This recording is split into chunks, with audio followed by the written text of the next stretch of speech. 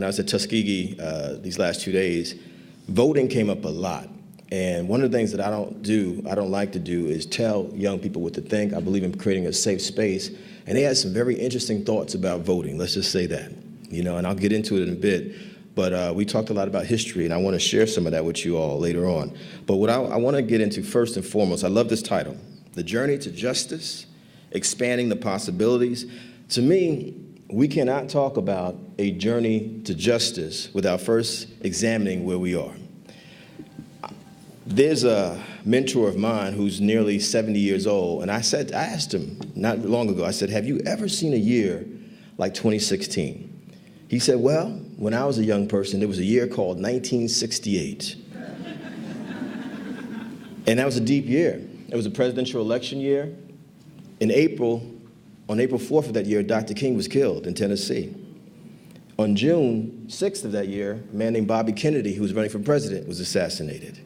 We know at the Democratic National Convention that year in Chicago, there was massive rebellion. We know that there was a candidate for president, who spoke about law and order. His name was Richard Nixon. And we know that he eventually became president of the United States. It was a profound year in American history. Well, I'm looking at this year because I believe, as a human being, as an activist myself, that we need to be honest about things. We can't sugarcoat stuff. Would you all agree with that? Yes. This year's been divisive. This presidential election year has been divisive. I had the good fortune, or some might say the unfortune, to have gone to both the Republican and Democratic National Conventions this year. Well, why did you do that, Kevin Powell? I'm a writer. I've been a journalist for many, many years, and I was writing about the experience. The only other time I did both conventions was back in 2004 when George W. Bush was running for re-election, and John Kerry, our Secretary of State, was running for president with the Democratic ticket. Well, what I saw in Cleveland and in Philadelphia, and I don't care if y'all are liberals or conservatives, Democrats or Republicans, is a lot of hatred, a lot of vitriol, a lot of negative commentary, and I also saw the absence of democracy in a lot of interesting spaces. I saw people who were very passionate about whatever candidate they believed in, Donald Trump or Ted Cruz, or Bernie Sanders or Mrs. Hillary Clinton. What I saw, honestly, did not look like the democracy I told we should be practicing in our country. And so when I was at Tuskegee 2 days ago, in a forum with several hundred students, all 18, 19, 20 years old, I was not surprised to hear these young people say that they were completely disillusioned with the political process. I was not surprised to hear some of them say, I'm not voting at all. And I know people take offense to that, and they'll say things like, well, how could you not vote given what people went through in Birmingham, in Montgomery, in Selma? But what I think we often leave out is what happened between Birmingham and Selma and Montgomery in 2016 that has led to this generation, even my generation, which is just the generation above them, being disillusioned about the whole voting process. Well, part of the challenge is, and I vote, let me make that clear. My mama raised me to vote. We don't play that, right? But I also know I've been educated about the history of voting.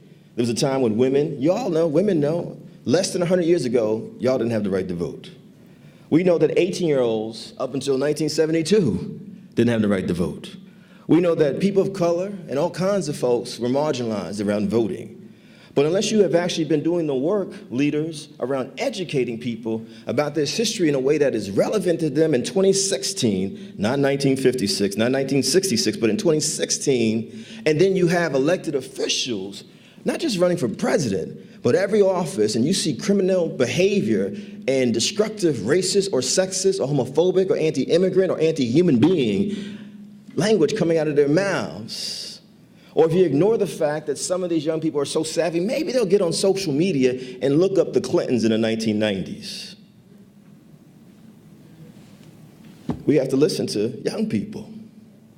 That's what's going on in this country. Well, what else is going on in this country? We're talking about a journey to justice, expanding the possibilities. Well, I had two very beautiful conversations over the last couple of days with police officers. Tuskegee police officers. One of them brought me from Tuskegee here to Birmingham, pardon me. And I asked a very simple question. Given what's happening in the country, all these videos of people being shot by the police, what do we do here? One of the officers, who's the chief of police, said, we've got to sit people down and have some very serious conversations.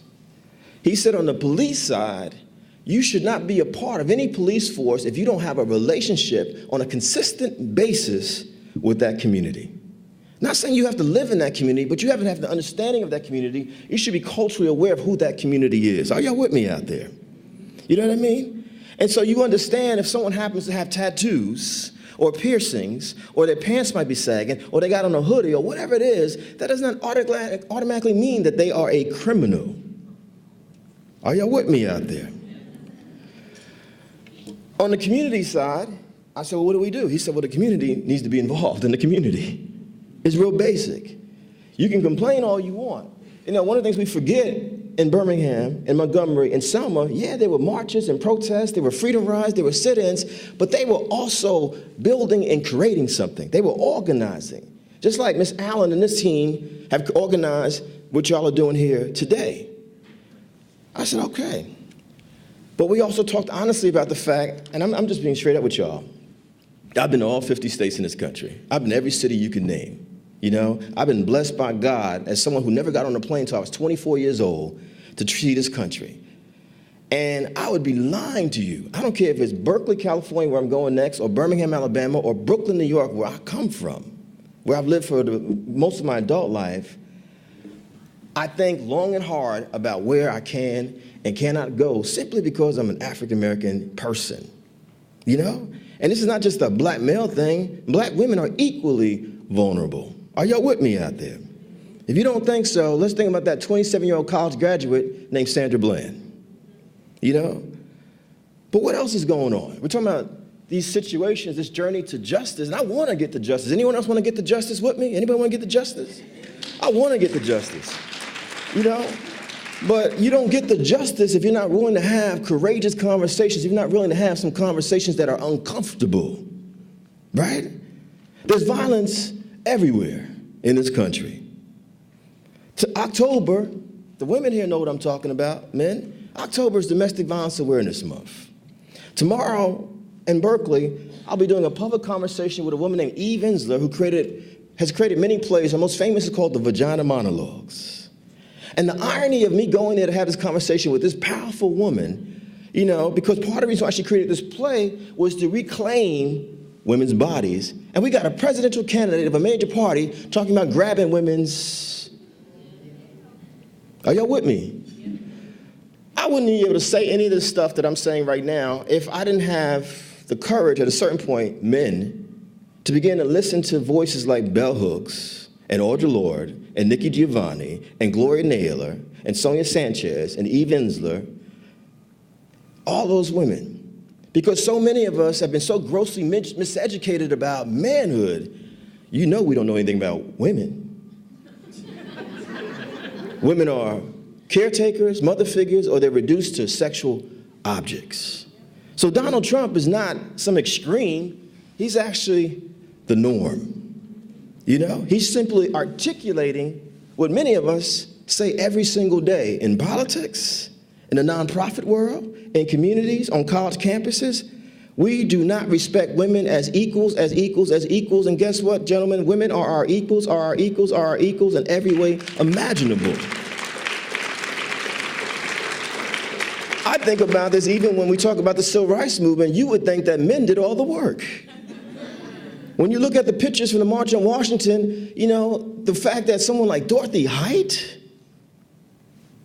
is not even, come on, y'all. Let's talk about this.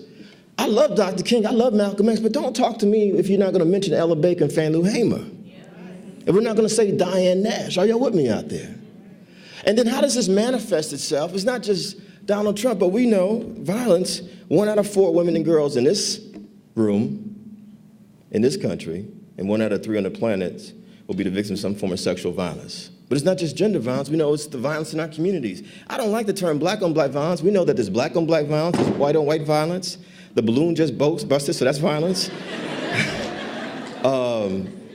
Wherever you live and whoever you live around, there's violence. Why is there so much violence? Because we've been socialized to be violent. The mass shootings. I've lost track.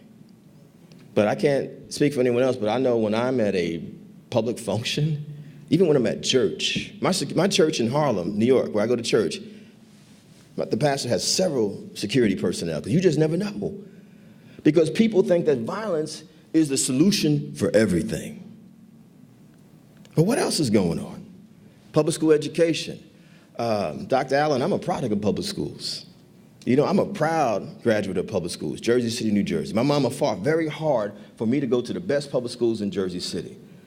But I'd be lying to y'all as I travel the country. I'm going to a school, when I'm in the Bay, today through next Tuesday or Wednesday, I'll be in a school in the east side of Oakland. It's one of our financially poor communities, but rich in culture and imagination. Are y'all with me out there? You know? But the teacher who's inviting me said straight up, you know, we are just trying to get these kids to learn how to read. I'm from New York City, and I don't, you know, no disrespect, I love my city. I wouldn't want to live anywhere else. We got the biggest public school system in the country. But when you live in a country where you are in some cities where maybe 30 or 40% of the kids are graduating in 4 years. And then when they're graduating in places like New York City, and hopefully not Birmingham as well, barely functionally literate. Then they get to college, if they go to college, and they're taking courses they should have taken in high school in college. Are y'all with me out there?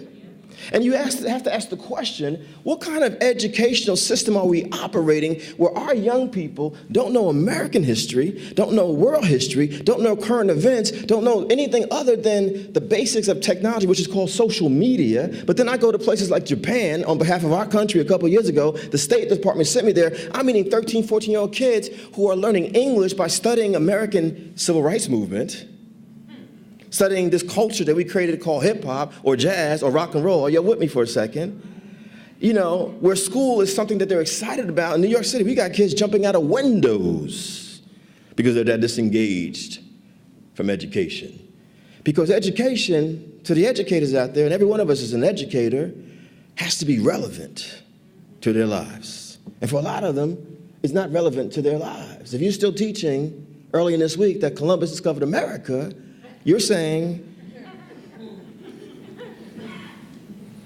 you're talking about journey to justice. Well, justice is acknowledging Native American people who were originally here, not putting them in the margins and not lifting up someone who actually terrorized these people.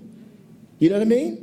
Because again, if we agree we're all sisters and brothers, the story of America and this world should be equally told from all people in this room. If you're Jewish, if you're Italian, if you're Mexican, if you're Filipino, if you're Chinese, if you're African American, no matter what your background, women. What did I learn about women growing up? Betsy Ross sewed a flag. Rosa Parks didn't give up her seat. Helen Keller. That was the totality of the contributions of women to the world. K through 12. And I was an A student. And you wonder why us boys and men are blatantly sexist. The question I want to throw at y'all, as this is going on, you know, immigration issues, basic civil human rights for our queer sisters and brothers, things that some of us don't want to talk about, gentrification everywhere, like everywhere, Birmingham, Brooklyn, everywhere, race relations in America. What is going on with our leadership? Where's the imagination at? You know, I'm talking about elected officials, faith-based leaders, community leaders, nonprofit. You know, when I was at Tuskegee, these students kept saying to me, we need another Dr. King. We need another Malcolm X. I said, man, y'all got to look in the mirror. But the reason why they're also saying that, because they feel that a lot of us who are in leadership positions are not speaking to them. Because for us, leadership becomes a career move. I'll be the administrator of the college on this level. I'll be the pastor of this mega church. I'll be this elected official looking for my next elected position. Playing games with the people. So how are you going to get on that journey to justice if you're not practicing what I saw on the tombstone of George Washington Carver at Tuskegee yesterday morning, I got on my knees. I said, let me just pay homage to this man. And then I looked up and I read the tombstone, and he said, the tombstone said, he believed in self-forgetting service. It ain't about you. It's about the people. So my challenge is, well, how did we get here, sisters and brothers? I want all of y'all to think about this for a second, this journey. I know how I got here. My people are from South Carolina, South Kakalaka. We are proud Geechees, which means we like hot sauce on our grits and ketchup on our scrambled eggs. Y'all know what I'm talking about. That means that we like a bag of sugar in our iced tea, and potato salad ain't good if you ain't got some pickles in it every now and then. But seriously, my mother and her 3 sisters and brother and father and mother lived in a 2-room shack in Jasper County, South Carolina. I would find out as an adult that my great-grandfather on my grandfather's side had 400 acres of land in the early 1900s. And some of the racist white sisters and brothers, the men specifically, not all, just the racist ones, wanted the land. He refused, because what was one of the things that black folks coming out of slavery talked about? Let's own some land and let's get an education, right? And so he was also a chef, a cook in the community. He prepared food for people.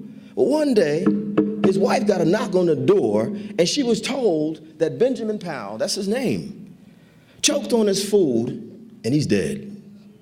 Well, they killed him. And they proceeded to say to my great-grandmother, we're going to give you 1 penny for 397 of these 400 acres of land, and you can keep the 3 acres for you and your family. So this is you talking about the journey to justice. Well, this is where I come from. I was born into poverty. My mama said that sometimes they were so desperate to eat, the meal was pouring some syrup in a bowl, and they would pass it to each other. She's born in 1943, y'all. This is not 1843. This is 1943. My mother's still alive. She's 73 years old. God bless her. They were so poor that the girls would take turns going to school because there was just one dress to wear. Are y'all with me out there?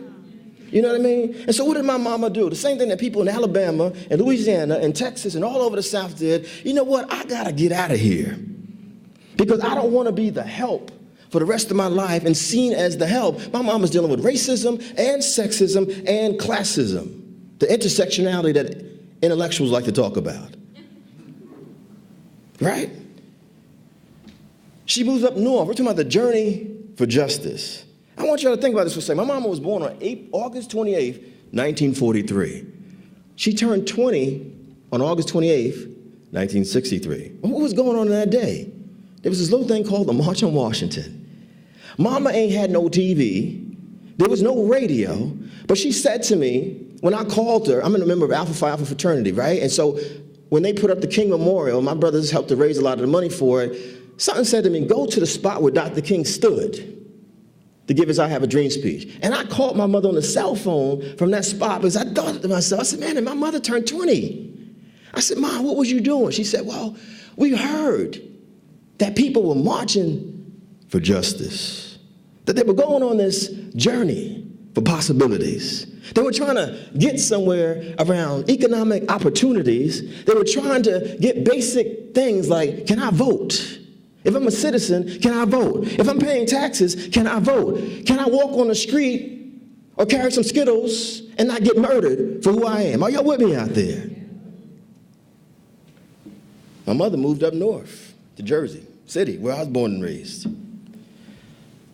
Why did she go to Jersey City? Because this is what black people do. And it's not just black history, this is all history, no matter who you are. When I was in Kansas City the other day, in Missouri, I met folks who were Italian-American. I said, well, tell me how Italians got to Kansas City or to St. Louis. How did Polish people get to this part of the country? How did Scandinavian people get to that part of the country? No matter who you are, your people have traveled to go somewhere on a journey. Are y'all with me out there?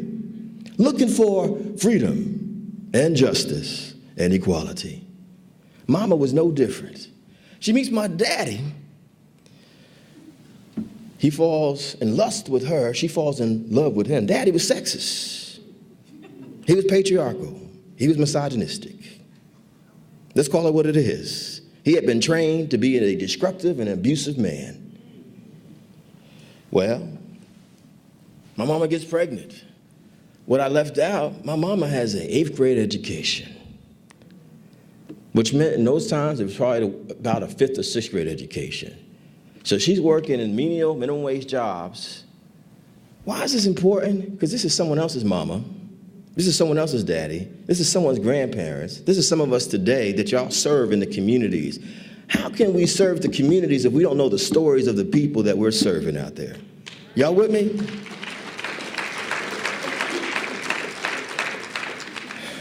My mother had to go to the hospital in a cab. Father even had the decency to be around when her water broke. She's now forced to raise me on welfare, food stamps, government cheese, and the kind of poverty I wouldn't wish on anybody by herself.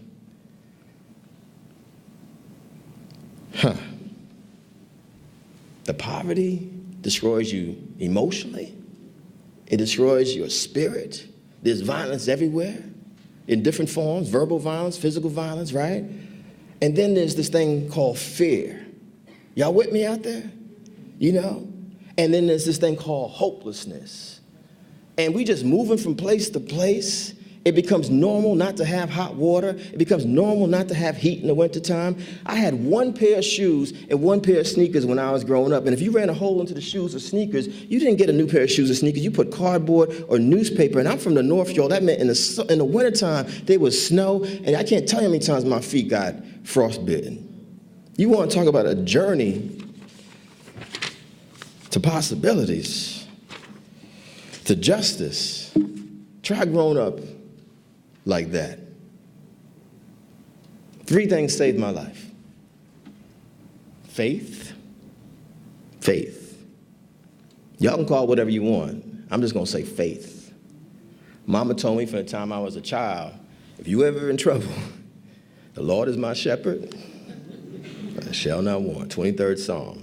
Boy, you better believe in something greater than yourself because it's going to be rough for you. Y'all with me? Yes. Faith.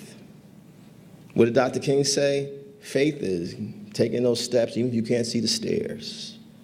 My mama, second thing, from the time I was 3 or 4 years old, we're talking about a journey to justice, because my mama is a member of the civil rights generation. Even though she didn't march, she didn't protest, she wasn't a part of any of that stuff, she caught the spirit of what y'all were doing in Birmingham. She caught the spirit of what y'all were doing in Montgomery. She caught the spirit of what was going on in Selma, all over this country. And so she said to me when I was 3 or 4 years old, you going to college, you going to college, you going to college. This woman with an 8th grade education, this woman who did not read any books except for bits and pieces of the Bible, understood instinctively, I'm going to put this boy on my shoulders. He's going to get to that journey of justice. He's going to see some things I could never have imagined. My mama didn't realize that as y'all were marching and protesting and organizing in places like Birmingham, there were programs being created for the children just being born like me, poor children, the same poor people that Dr. King told us not to forget at the end of his life, so that I could go to Rutgers University one day. That education saved my life. That education saved my life. That's why it's critical, Brother Watson knows what I'm talking about, that we get involved in an educational system. Because if it was for faith and my mama instilling in me those ideas of you can do anything you want in spite of our circumstances, and then having educational opportunities, after school programs, having sports. Look, y'all, I'm a product of the crack generation. You know what happened there. Many of those folks did not survive. But life wasn't easy. I didn't grow up with a father, so I was always looking for a father. I was always looking for a mentor, a role model. I see men out there. It's important that y'all be involved in these communities. K through 12, I didn't have a single male teacher. You know?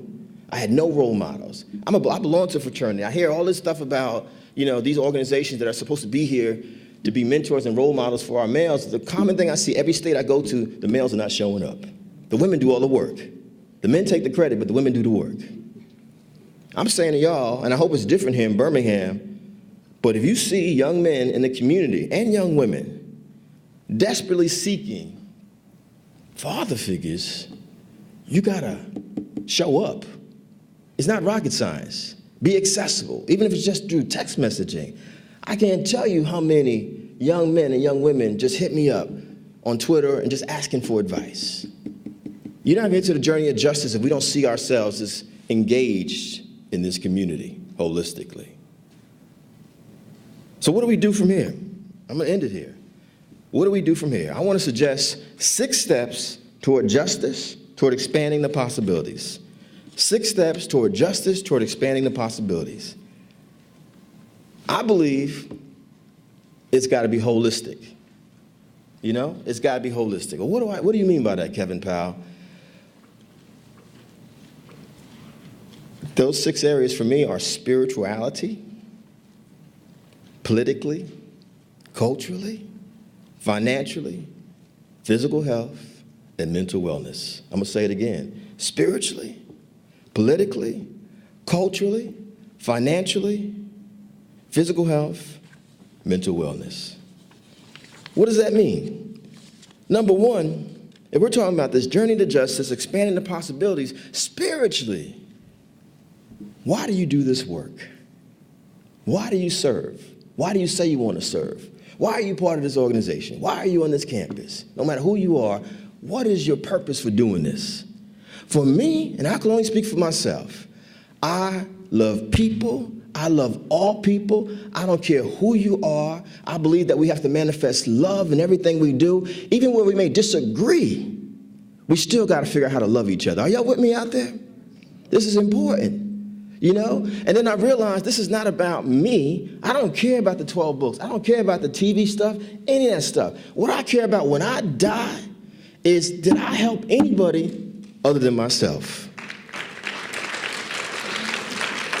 When I die, did I make a distinction in my life between justice, which is what your program is called, and charity?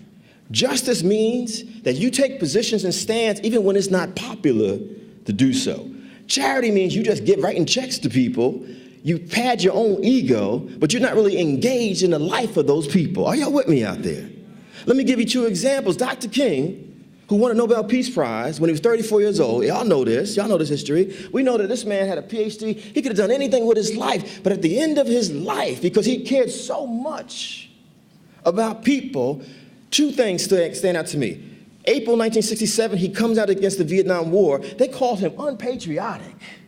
That you needed to focus on local issues, stick to your church stuff, stick to your civil rights stuff. But he's saying, hey, wait a minute, we're sending poor blacks and poor whites to fight poor yellow people in a place called Vietnam. This is unjust, and we're perpetuating violence. Well, because he was spiritual. He wasn't material. He didn't care about the Nobel Peace Prize and the PhD. What he cared about was people, which is why a year later, he's in Memphis, Tennessee with garbage men, sanitation workers. This man with a PhD, because he never thought he was above anybody, I'm going to work with these sanitation workers. Are y'all with me out there? Because he was spiritual. Y'all feel me? And so the last spiritual act he created was a poor people's campaign, because what does it matter? You can sit anywhere on the bus if you ain't got no money to get on the bus. What does it matter if you can sit at the lunch counter if you ain't got no money for a sandwich? Right? Because he was spiritual. And he's like, we've got to take care of people. Bobby Kennedy, Irish-American brother, white brother. This brother was not liked by a lot of people. He actually ignored parts of the civil rights movement going on in places like Birmingham. But something happened in 1963. Not just his brother getting killed, those 4 little girls getting bombed, but Bobby was transformed by all of it. This wealthy white brother. And so when he came back on the scene a year later, and for the last 4 years of his life, because he became spiritual and no longer material, he spoke about people with empathy and compassion. You don't think so? Go to YouTube and watch his eulogy for Dr. King in Indiana the day Dr. King got killed. This white brother amidst a sea of black people talking about violence and what happened to his brother and Dr. King.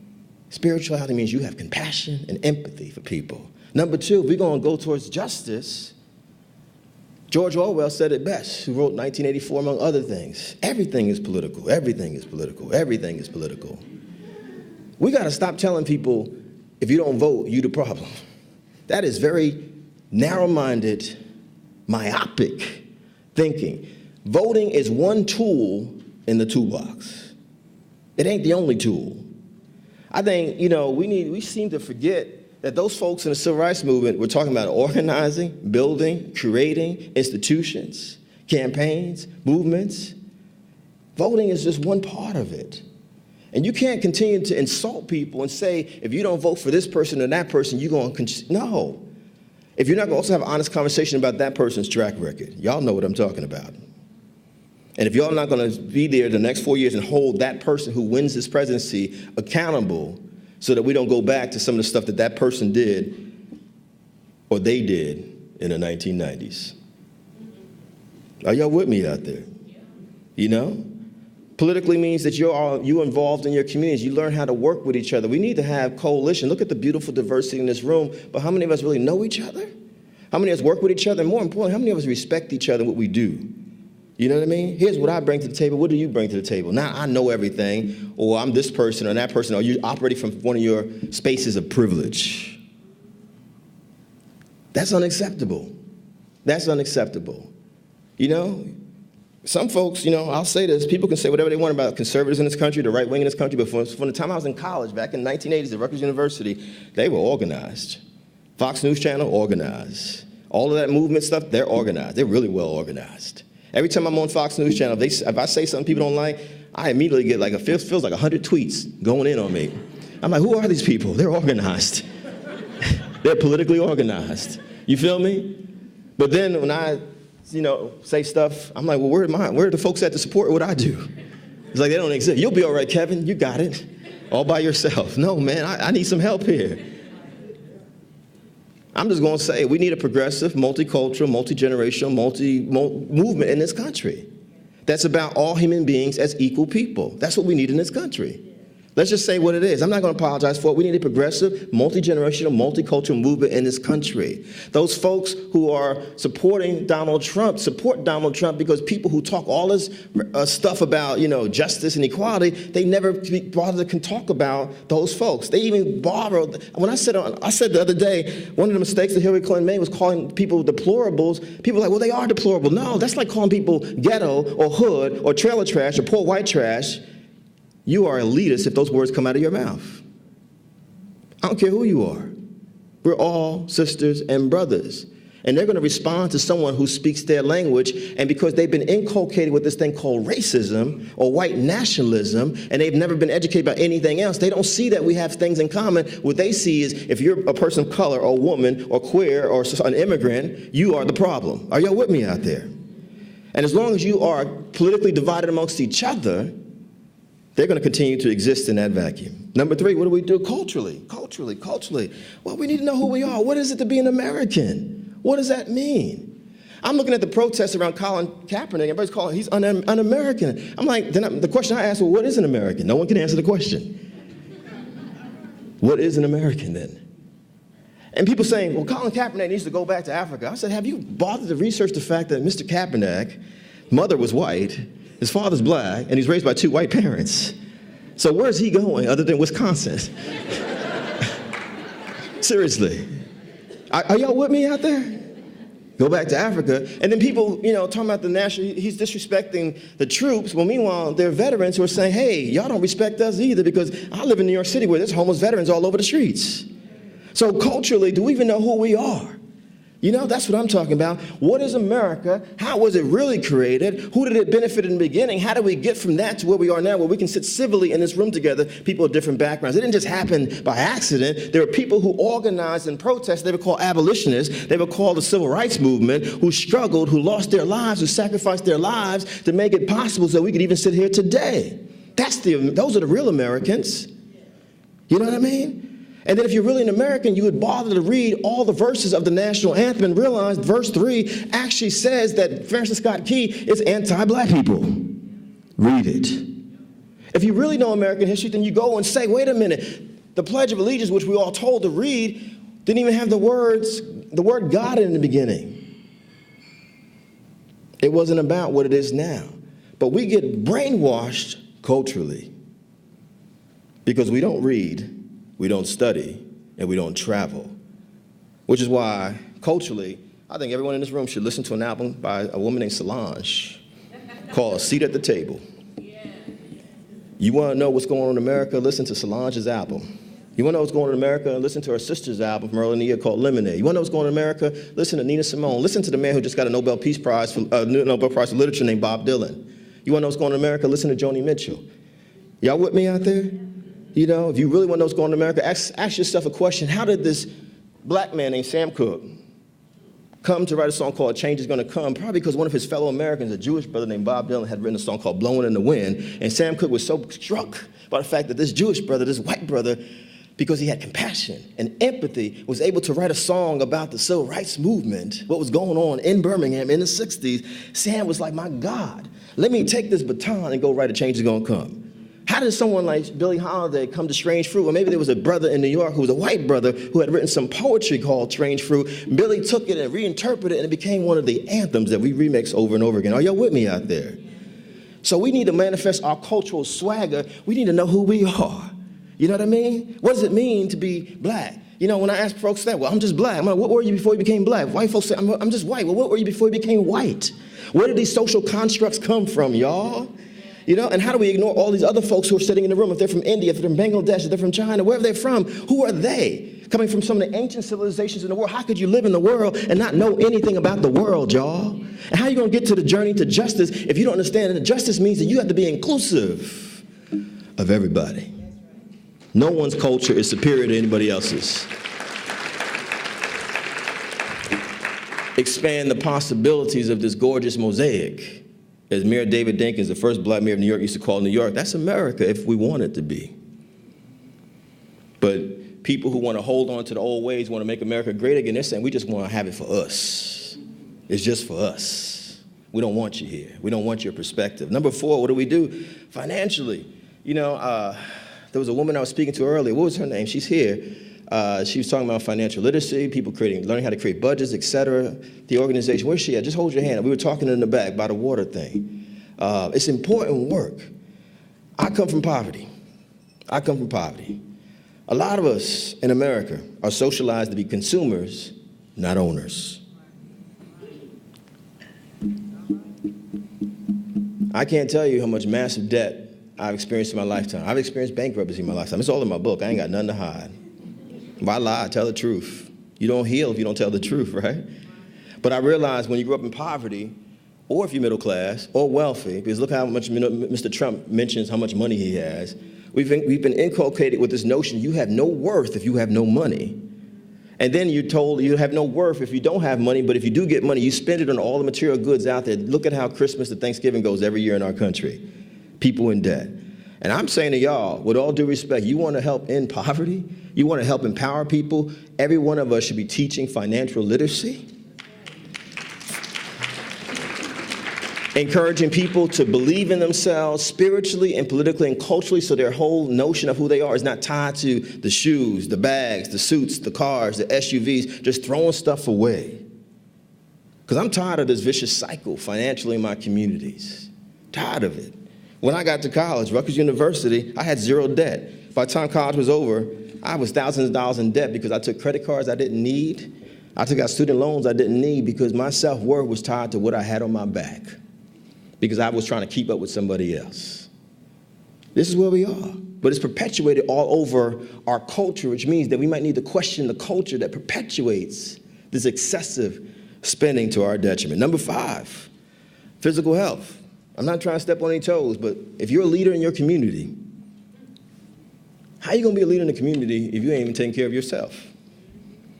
I'm a vegan. Have I always been a vegan? No. However, my whole family has a history of diabetes and high blood pressure. Some of y'all know what I'm talking about. You know, when I meet people, and I'm talking about so-called able-bodied people, but we need to be examples of what we want to see. That's all I can say. A couple of years ago, I ran for Congress in Brooklyn, New York, 2008, 2010. So that meant I went up and down every block, knocking on doors over and over again. I saw people smoking cigarettes. I've done that in my life. I saw people smoking marijuana. I've definitely done that in my life. I've seen people drinking all kinds of liquor. I certainly have done that in my life. But I don't smoke. I don't drink. I don't do anything now. I'm a square. I like being a square. But I also like being healthy because I'm seeing people dropping dead in their 30s, 40s, and 50s. Barack Obama said it best, the president said it best a few years ago when he was fighting for Obamacare. The best health care you could have is to take care of yourself. To take care of yourself. And if you know what I'm talking about, fellow leaders, you're not going to get to this journey for justice, this journey to justice, if you are not taking care of yourself. People could say whatever they want about the comedian Kevin Hart. One of the things I admire about him, not his comedy, but everywhere he goes, he challenges people to join him for a 5K run or walk.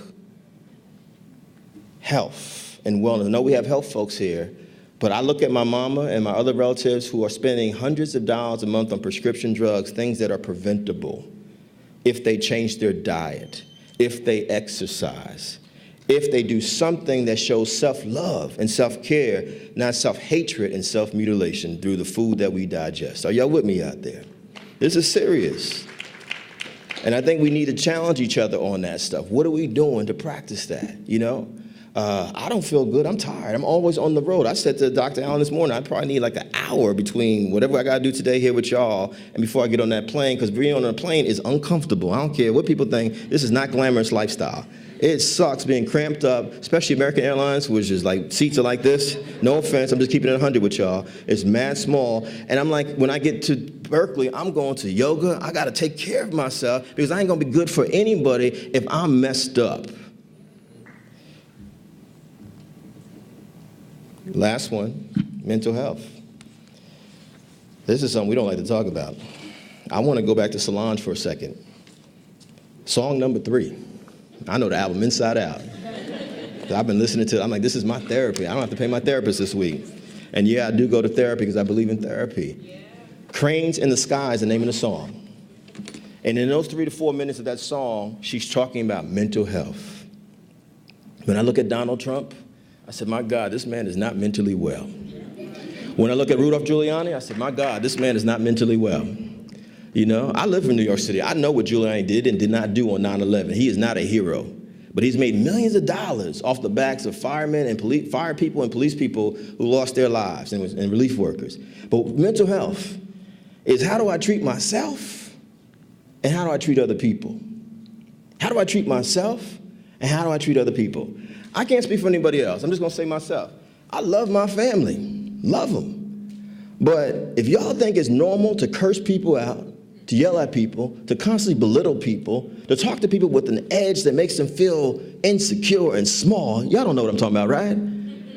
Then you might want to check your mental health.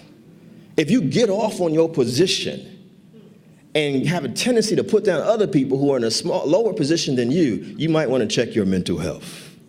Are y'all with me out there? You know, if you don't know how to say good morning to people, how you doing, the first thing you do is go right into work mode, you might want to check your mental health. If you say you serve the community, but you treat the community like there's somehow a problem or burden to you, you might want to check your mental health. Y'all with me out there? Don't pull that okie doke with Kevin Powell. I've seen it all, and I've been quite a few of the things I'm describing. But I thank God for God and therapy, years and years of counseling, because I'm like, I want to be peaceful and loving. Can we say peace? Can we say love? Because that journey to justice needs to be rooted in peace and love. You're not going to get there without peace and love. You'll have dysfunction. You'll have hell. You'll have deterioration. Mental health means it can't be about ego. Again, it's not about us. It can't be about, showing out for people. And I mean, my God, some of the people that I've seen around the country who call themselves leaders, traveling with huge entourages. I'm like, man, are you serious? Kev, who you traveling with? Me. I'm traveling with me and God. That's what I'm traveling with. Say thank you to people. I appreciate you. I love you, even if I never see you again. And something Maya Angelou said I always think about, people won't remember what you said to them, but they'll remember how you made them feel. And so if you don't feel good, if you're toxic in your position as a leader, no matter what that position is, it's going to be rubbing off on other people over and over again. So we expand the possibilities if we make a commitment, sisters and brothers, to being holistic, spiritually, politically, culturally, financially. I should add, financially, I'm cheap now, like real cheap, like real cheap. Frugal, I like that word, frugal. Physical health and mental health. Love. What's wrong with love, y'all? What is wrong with love? Anybody got a problem with love? What is wrong with love? How are we going to do this work of service to others if we are not practicing love? Thank y'all.